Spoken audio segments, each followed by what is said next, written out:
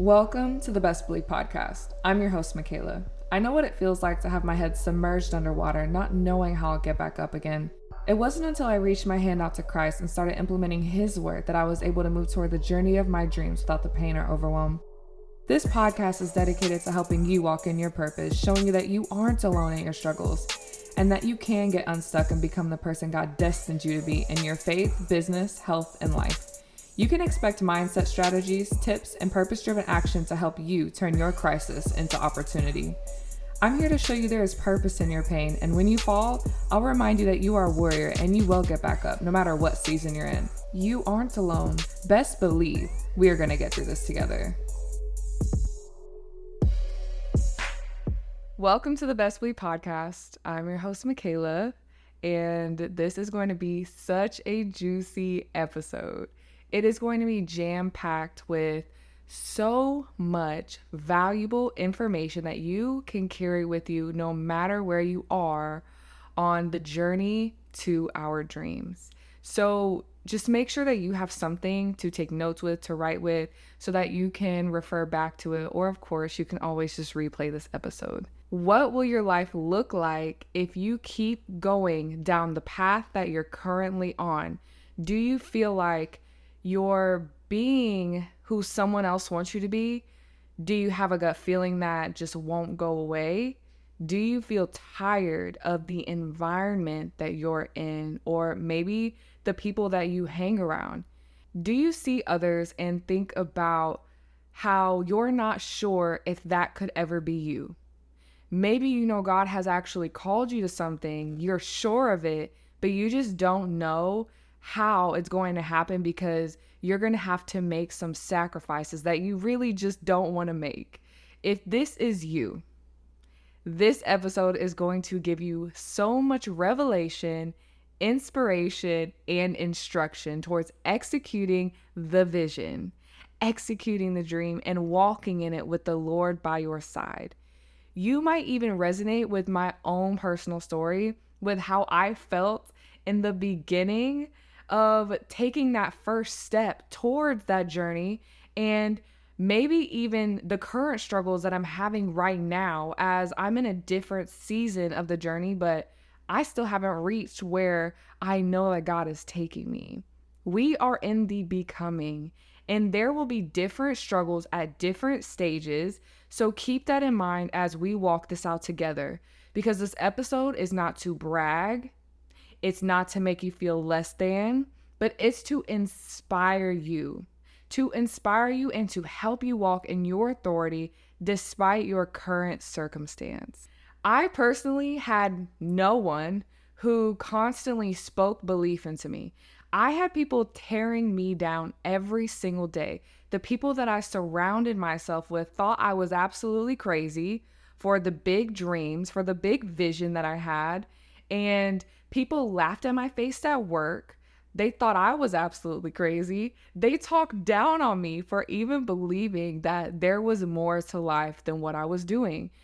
As a nurse, people think that that's just the dream, but I knew that for me, that was not it. This was not it for me. I went to work and I questioned myself every day, like, this cannot be what I'm going to do for the rest of my life. It just didn't even feel right. It didn't sit right with me.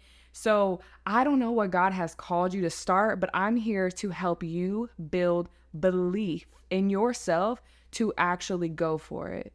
Because in the beginning, even when I didn't have someone building belief in me, I built the belief within myself. But even though I built that belief in myself, it was shaky. I kept quitting and starting again. And that was because I didn't have a firm foundation. That firm foundation was not rooted in Christ. It was rooted in what I thought, which had no backbone. So this morning, I was in Bible study and the Lord led me to a verse. And I was like, oh my gosh, this resonates with exactly what I was led to share with you today. And before I even opened the Bible, I prayed and I asked God, I said, God, direct me to where you want me to read, where it can help inspire someone to move. And so, of course, we have to take it back to the word. I want to focus on Matthew 7:29, but we're going to read verses 24 through 29. And I'm reading out of the New King James Version. Therefore, whoever hears these sayings of mine and does them, I will liken him to a wise man who built his house on the rock.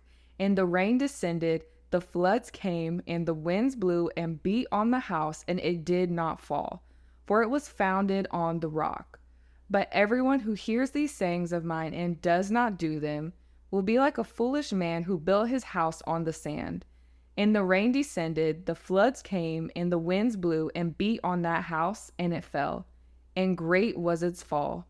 And so it was. Then Jesus had ended these sayings, that the people were astonished at his teaching, for he taught them as one having authority and not as the scribes. I want to emphasize, like I said, Matthew 7:29. I'm going to read the Amplified Version. For he was teaching them as one who had authority, to teach entirely of his own volition, and not as the scribes, who relied on others to confirm their authority. So off top, I didn't understand what volition was. So this is the definition that really stood out to me. The power you have to decide something for yourself. Another definition says the capacity to choose or reject what is understood or taught. Jesus was validated by God. So he chose to accept who he was. So when he taught, he didn't teach out of fear. He didn't walk in fear or worrying about what others thought about him. He was a chain breaker. He disrupted every single environment that he walked in because he challenged their thoughts of what is possible for them. But that's because he understood who he was. He understood who was with him instead of who was in front of him. And that's something that a lot of us struggle with. I know for me, that is something that I continue to work on to this day. So it's in his will that we walk in our authority. We don't have to rely on others to validate us or to tell us who we are, for the creator of the heavens and the earth already told us who we are. That's why people were so shocked, because they didn't live or walk in their own authority, because they didn't have that understanding that they are made in his image. So sister, you gotta walk it out. Now walk it out. Now walk it out. He can't make you believe who you are. You get to decide. That's what volition is. You get to choose. Your faith is shown in your actions. Your belief is shown by what you won't settle for anymore. Y'all, there's a fly in here, so please just ignore it. The last time I killed the fly, or I didn't actually kill it. I tried to kill the fly. I knocked off the entire light off my wall, and now I knew when I tried to swing at it, I was like, I feel like I should not go after this fly anyway. So off topic, but what are you not going to settle for anymore? What are you going to choose to believe?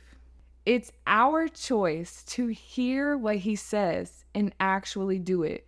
Remember, this is like building our foundation on rock. Okay, so now that it's settled that we are going to walk in our authority, that makes executing the vision that much more doable. It's doable because we are moving and executing from a place of stability, of a place where we're on a firm foundation. This thought process is going to change your heart posture, and it changes how you show up when tough situations occur. So if you're new here, maybe you're just now tuning into the Best Believe podcast, and maybe you forgot because there's so many episodes, which I didn't know this was going to happen. But when I first started, I did not want to start this podcast. I'm just 100% honest. This is something that God was pushing me to do before I actually was an audio engineer in music.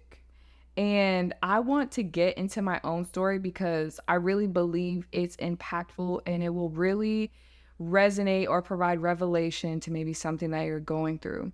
But like I said, when God called me to start this podcast, I was doing music. I invested so much money.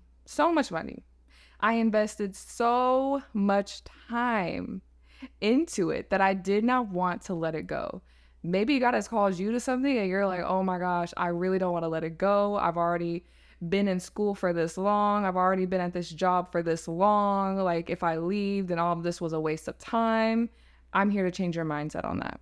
Another thing was that I had built a lot of relationships within the music industry that most people starting out that they did not have, which was a huge reason why I was like, I really don't know if this is what I should do, if I should really listen or not.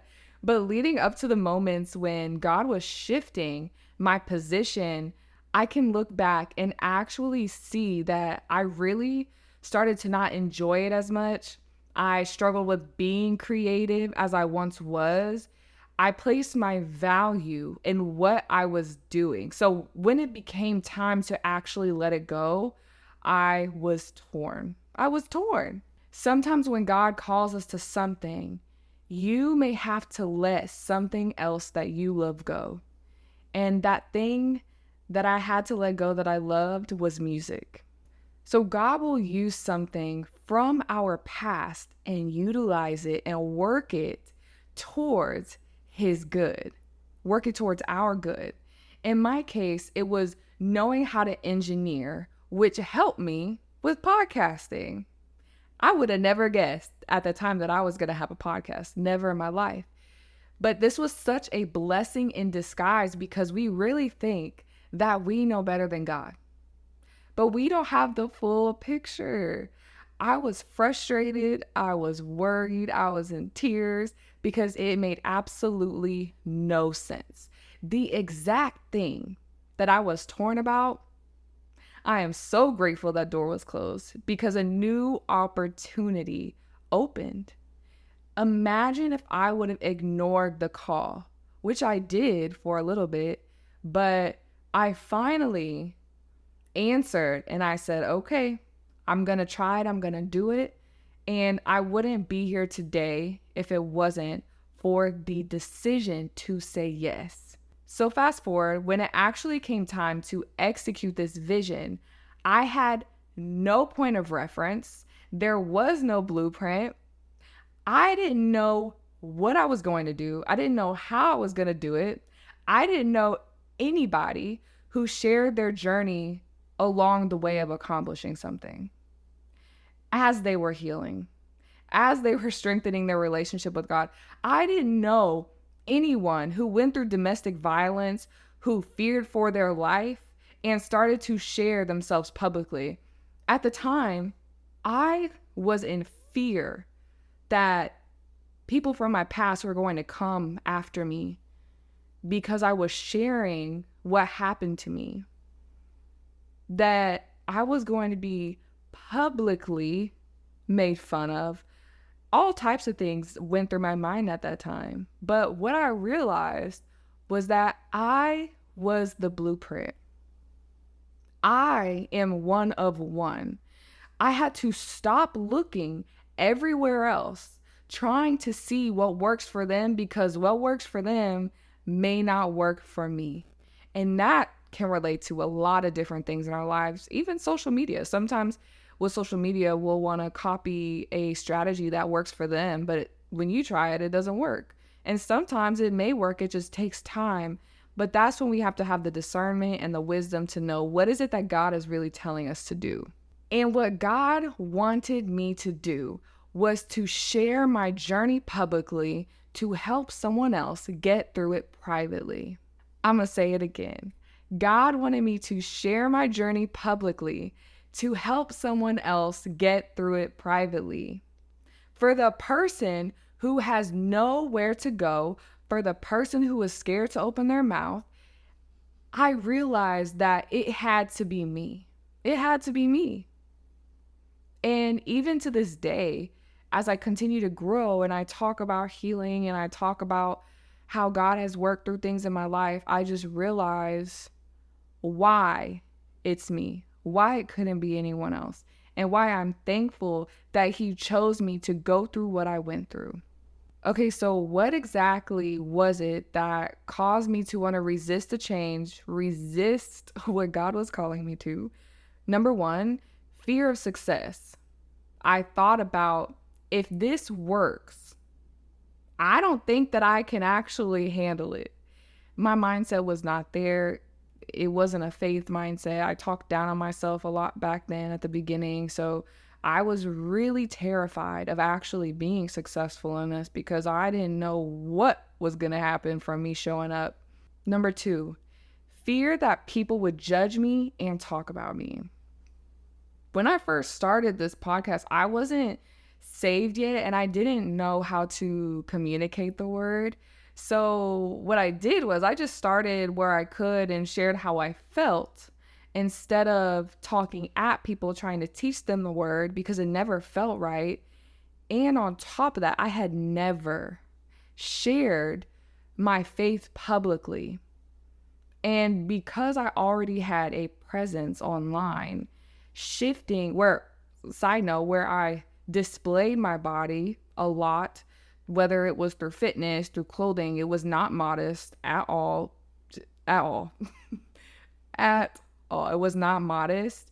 And I just knew that while I was in this transition, that people were going to connect me to my past, hold me hostage to who I used to be versus who I am now. And so whenever I was trying to share that faith, I had fear that I was going to be judged. I had fear that I was going to be talked about. But now I know people are going to talk about you no matter what you do. Number 3, fear of the unknown.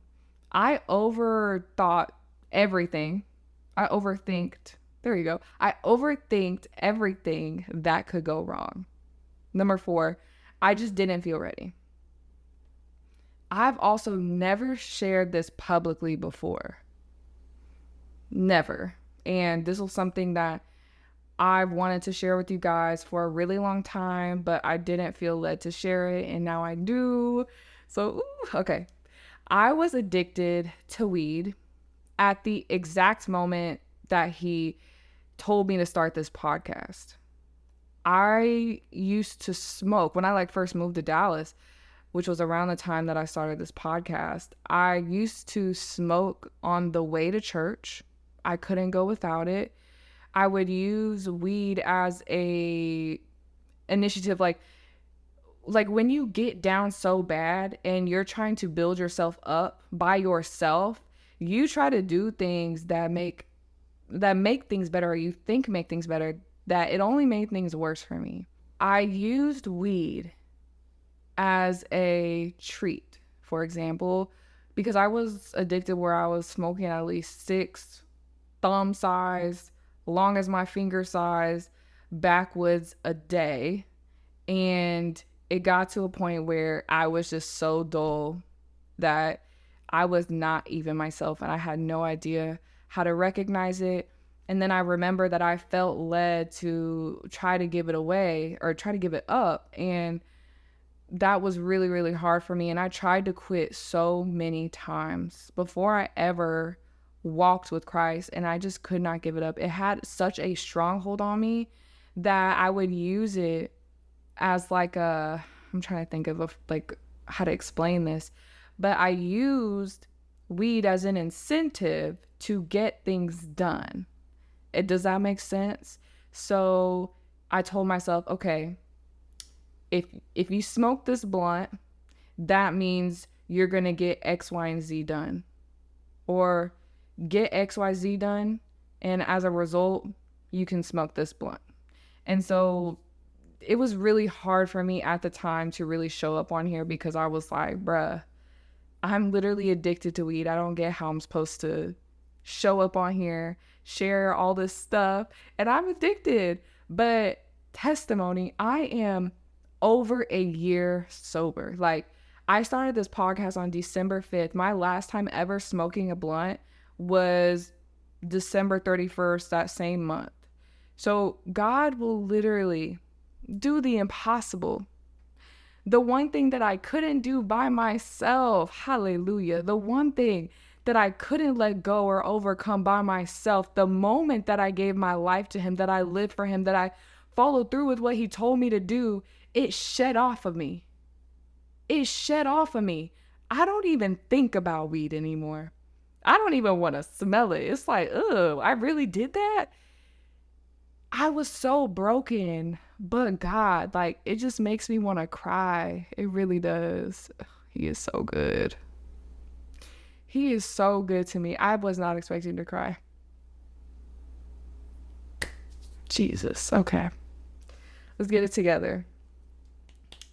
God qualifies the unqualified. Don't allow a stronghold that you have keep you from being obedient to where he is calling you. God just needs your yes, and the rest will come. God is going to use you even if you don't feel ready. Even when you're attached to some things that aren't like him. The more you build that relationship with him, the more things are going to be removed from you. The more circumcision is going to happen. And I wouldn't change it for anything. And I heard one of my workout instructors, Autumn, she said this in my workout: keep moving until your weaknesses become your strength and your insecurities turn into confidence. And I don't know, it stuck out on me and I just want to share. Excuse my tears, y'all. I can't. I can. Mindset. Okay, so I really want to talk about now the things that have helped me execute the vision and things that I have learned to embody, which some of these things actually have taken a lot of time to work through and walk it out. Like when I first started, there are a good handful of these that I actually didn't learn until later on in the process, and I'm still working on. Okay, I'm gonna run through these quick because I got a lot that I want to share, but I just felt like these were all important to say. But being okay with failing or doing it wrong, because remember, when we fail, we're not actually failing because we're learning something new about that specific thing or that direction that it's like, okay, I know that's not, now I know that's what not to do. So now let me try something else until I figure out what to do. Not being afraid of no. When you're growing a business, for example, being afraid of no does not help anything shift. So for example, if I wanted my journals to be in maybe a consignment shop, if I was terrified of them saying no, then my book may never be in a consignment store. But if I just took the initiative, took my books to the actual place and said, hey, would you like to work out a deal where my books can be on the shelves? And let's say they say no, that's perfectly fine. At least I gave my best and I tried. And sometimes it takes 100 no's before you get a yes. So you just can't be afraid of no. Believing who God says I am. This one's powerful. This is something that I just figured out. Believing who he says I am. Knowing that I can do all things with him on my side, walking out my authority.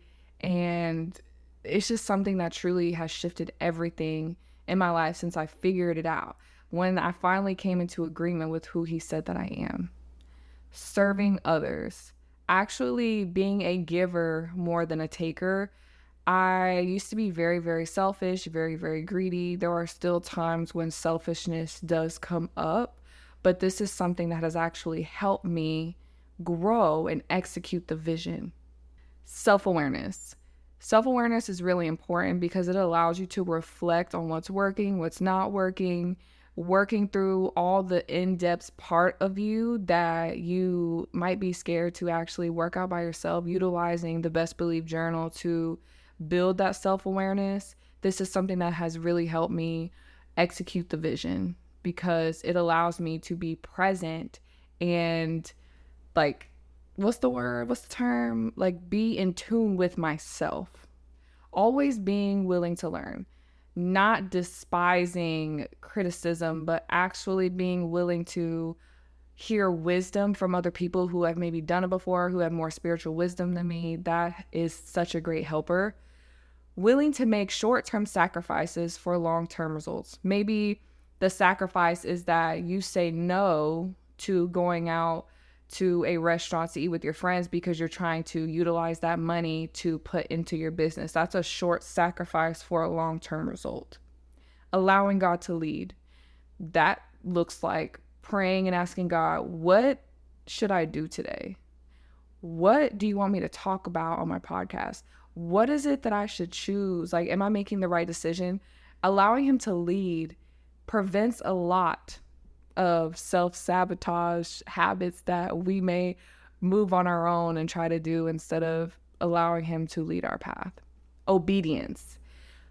Me going back to work as a nurse was 100% me walking in obedience, because it is helping me create stability. It has helped me create stability so that I can utilize the funds towards my business, as well as utilizing the skills and learning about how not to run a business from the company I'm working for. It's all in alignment with the total vision that God has for me. Not being envious of others. Maybe you look at other people and you're like, wow, I want what she has. But just reminding myself that what God has for me is for me. What God has for them is for them. I don't want what someone else has, because mine is so special. And like, the Lord knows every single hair that's on my head. I don't want what someone else may have, because I may not want to have gone through what they gone through to get what they have. Does that make sense? I hope that made sense. Not talking myself out of it. Saying like, oh, I can't do that. Oh, that's not going to work. But how can you make it work? For Made by the Word, I was going to go through my original manufacturer that I had for the original Best Believe Journal.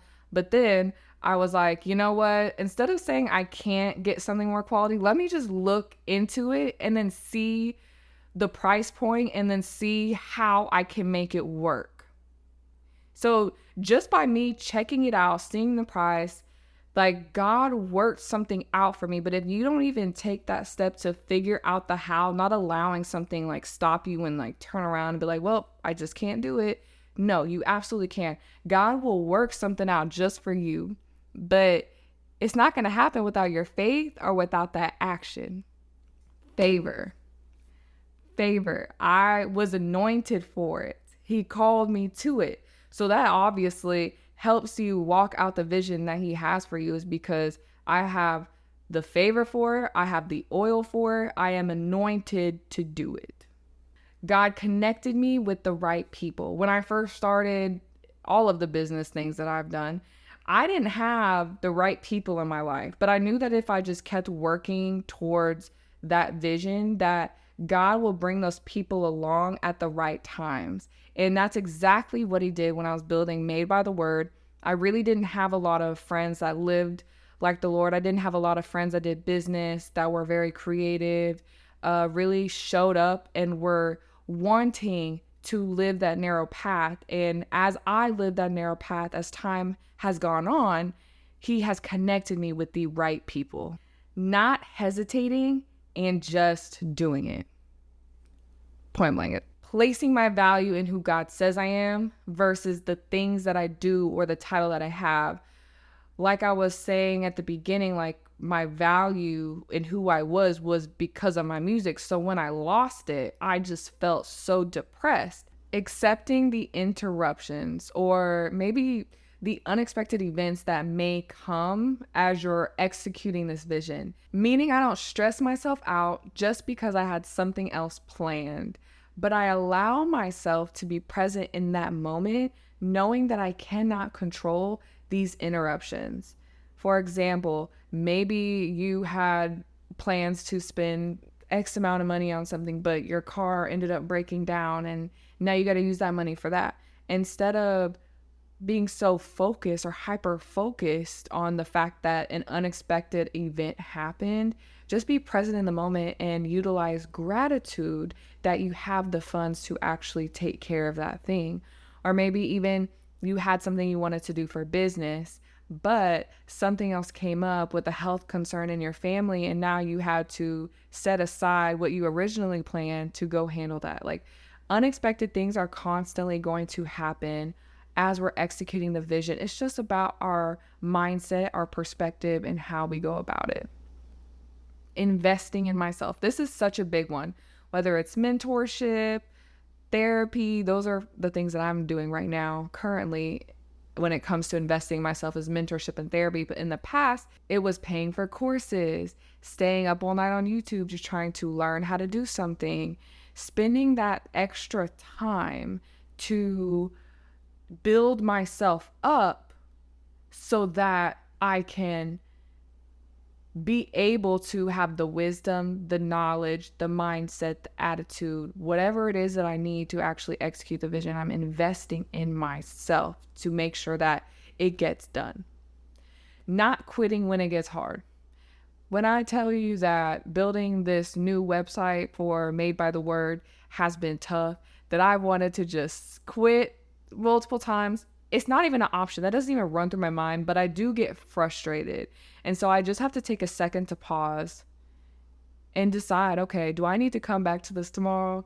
Because I'm not going to sit here with a bad attitude trying to fix it. So when those things come up, when it gets hard, giving yourself a good mindset about it that, okay, it's hard right now, but I'm going to figure it out.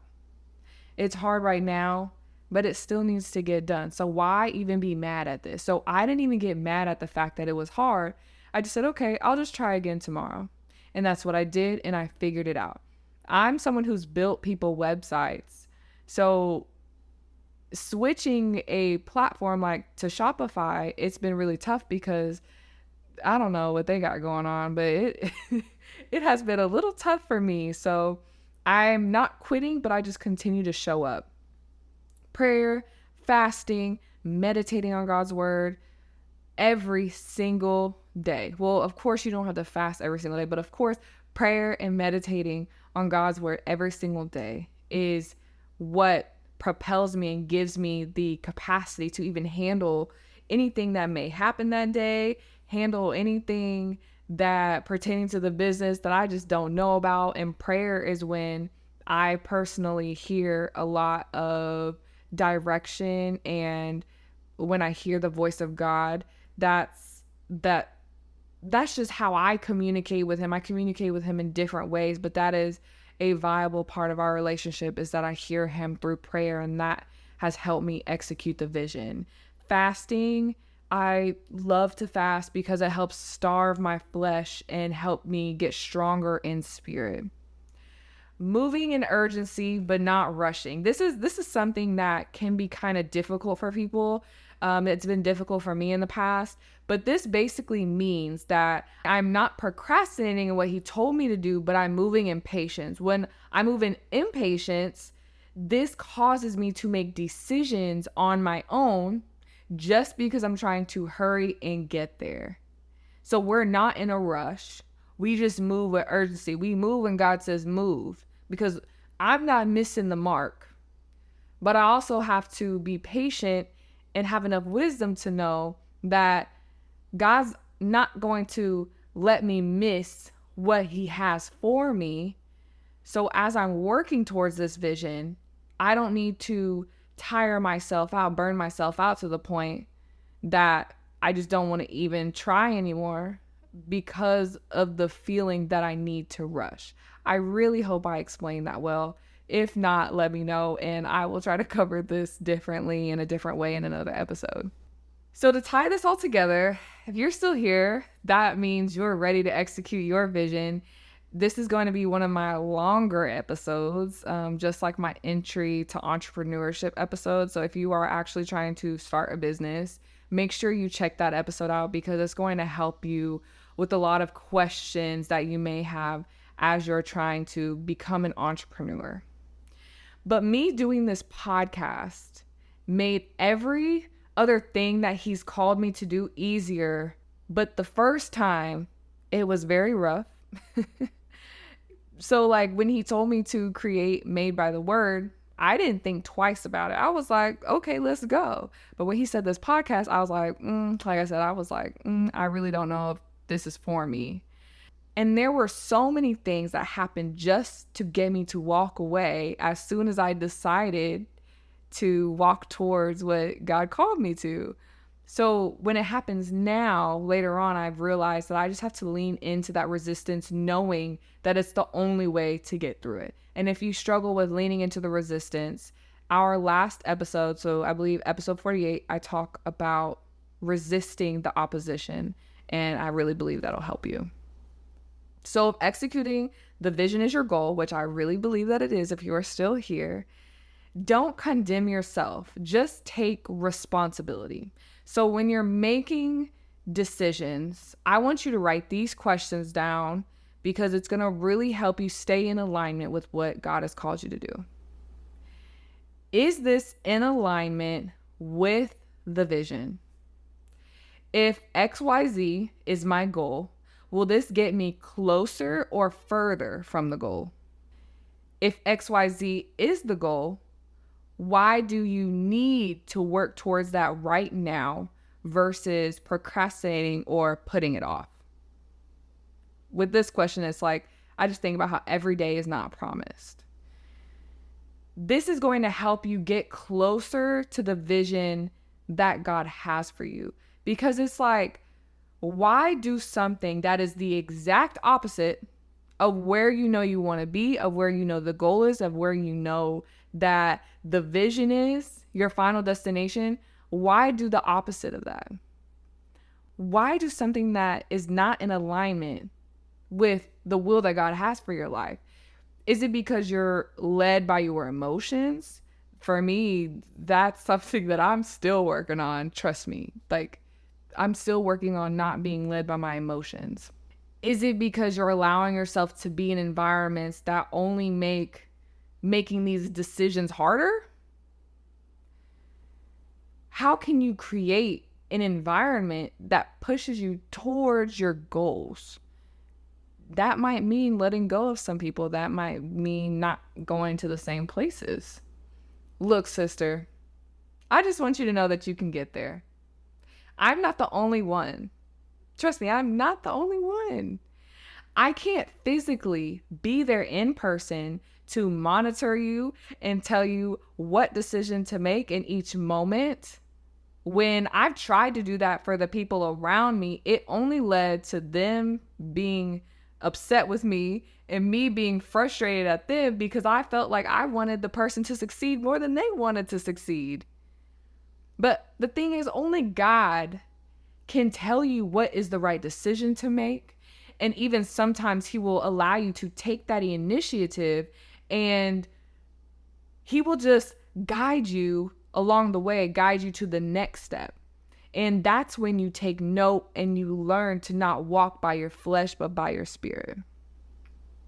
Listening to God will open doors for you, but also listening to God will close doors for you. It's going to cause things to shift in your life for the better. But sometimes in the moment, we'll think that it's something so harsh.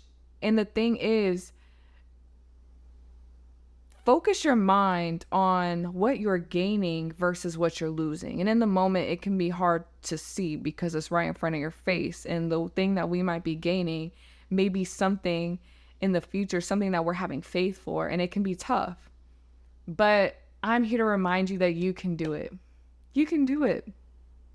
It's time to execute the vision. And I hope that this episode blessed you just as much as it blessed me. I really do. I was so hyped planning this episode because I was thinking about how this was going to be so good. I couldn't even put into words how good and transformative I believe that this episode is going to be for you, because just reflecting on the things that God has done in my life, a lot of the things that, everything that I can look back on is all because of him. I am where I am because of him. I execute the vision because of him. He's the one who gives me the strength every day to wake up and try again. So we cannot do this without our firm foundation. We cannot do this without knowing who we are in him and knowing who he is and knowing that we go from victory to victory. We go from victory to victory. I'm not worried about what anyone else got to say. I'm not worried about the enemy and the distractions he tries to throw in my face. I just know that I'm showing up and I'm pushing through the resistance and I'm going to do what he says to do because I know that he's got me at the end of the day. So I want you to walk knowing that he's got you. I want you to walk knowing that you can walk it out. Walk it out. You can do it. And I'm just super grateful that I am a living testimony that even though I haven't arrived, even if he was to never do something for me again, I would be so grateful for all the things he's already done. But I know that he is a gracious and mighty God, and he's going to continue to exceed my expectations. Anything that I view is like so small to what he's actually going to do in my life. And I'm just so blessed and I'm grateful and I'm excited that we get to do this together. If this blessed you in any way, please leave 5 stars, write a great review just so it could be pushed out to someone else who really needs it. I actually go through and read them, and I'm just super thankful for your words of encouragement. I'm thankful for your own personal testimony about how something resonated with you. And yeah, I'm just grateful, and I pray that you have the most amazing week. Remember to meditate on his word every single day, because if no one got you, God got you. And that's it. Love you. See you next time.